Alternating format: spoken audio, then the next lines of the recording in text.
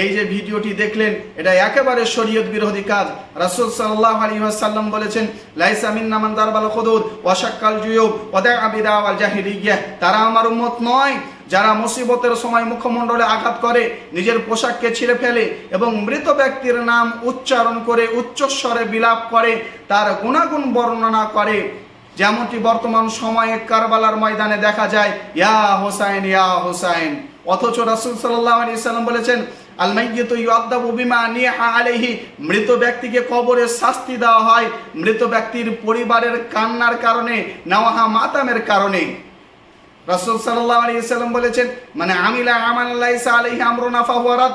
যে ব্যক্তি এমন কোন আমল করলো যাতে আমার কোনো নির্দেশ নেই, সে আমল বাতিল। বর্তমান সময়ে এই যে তাজিয়ার মিছিল দেখছেন, নাওয়াহা মাতাম মার্শিয়ার যে মিছিল দেখছেন, এই যে বিভিন্ন প্রকারের কর্মকাণ্ডগুলি দেখছেন, রাসূল সাল্লাল্লাহু আলাইহি ওয়াসাল্লামের এতে কোনো আদেশ নেই। এগুলো হচ্ছে সব মারদুদ, এগুলো হচ্ছে সব বেদাত। রাসূল সাল্লাল্লাহু আলাইহি ওয়াসাল্লাম বলেছেন, কুল্লু বিদাতিন দালালা। প্রত্যেক বেদাতি হচ্ছে পথভ্রষ্ট, ওয়া কুল্লু দালালাতিন ফিন্নার। আর প্রত্যেক বেদাতির বাসস্থান হচ্ছে জাহান্নাম। আপনি কি জাহান্নামী হতে চান? যদি জাহান্নামী হতে না চান, তাহলে এই সব কর্মকাণ্ড আজ থেকেই ছেড়ে দিন। আপনি কারবালার ময়দানে আপনি যাবেন না। রাসূল সাল্লাল্লাহু আলাইহি ওয়াসাল্লাম বলেছেন, আল্লাহ তাআলা বলেন, ফালা তাযলিমু ফিহিন্না আনফুসাকুম।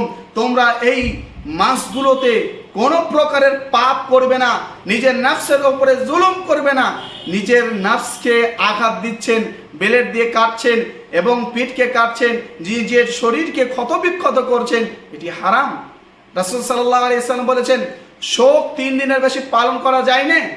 লা ইয়াহিল্লু লিইমরাতিন আন তু'মিনা বিল্লাহি ওয়াল ইয়াউমিল আখির আন তুহিদ্দা আলা মাইয়িতিন ফাওকা সালাত।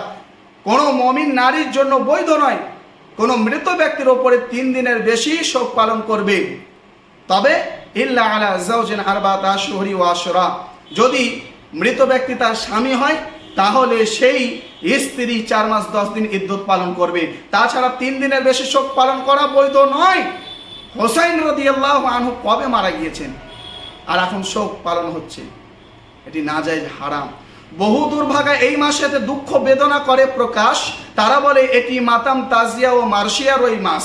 আল্লাহ বলেন, এই মাসেতে নিজের ওপর করোনা জুলুম। বলি বন্ধু, পবিত্র কোরআন খুলে আয়াতটি দেখুন। মুহররম মাসের সিয়াম ব্যতীত মাতাম তাজিয়া শুধুই মূল্যহীন।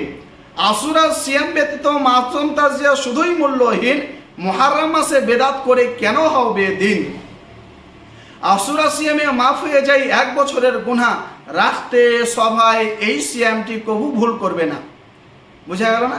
সকলেই এই সিয়ামটি রাখবে।